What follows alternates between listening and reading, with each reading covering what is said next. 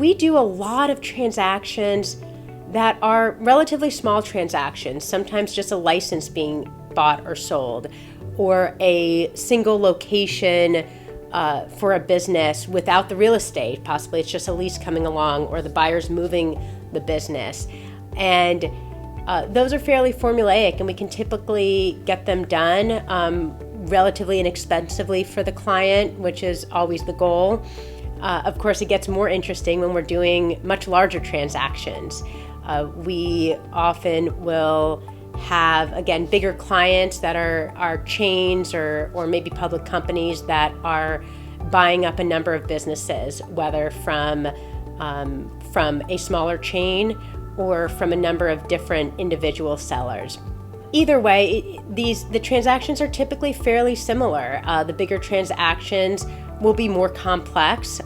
There are more moving pieces, more ways we need to protect our client, more things we need to be concerned about, more due diligence. But the mechanics are typically fairly similar. We'll sometimes work on mergers. Mergers tend to be less common in this industry, but we've done mergers, some where that was the intent from the beginning, and some where the structure was driven by tax needs. And so my background before going to law school was in public accounting, and I was a CPA licensed in 2 states.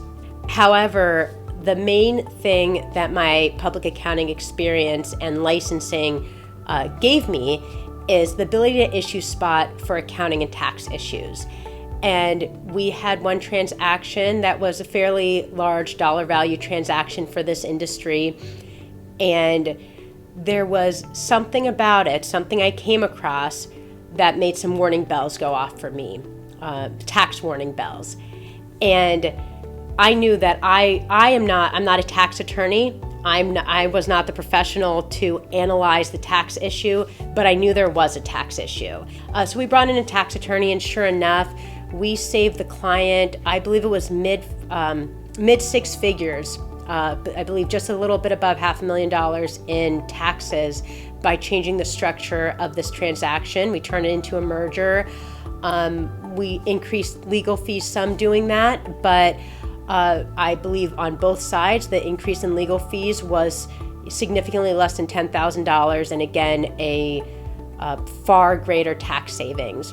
At Lotus Law Group, the attorneys we have with the differing experience, we often, on more complex transactions, will bring in multiple attorneys, whereas on a smaller transaction, it'll probably just be me and one associate. And those more complex transactions are sure a lot of fun, issue spotting and finding ways to really maximize our client's position and their outcome.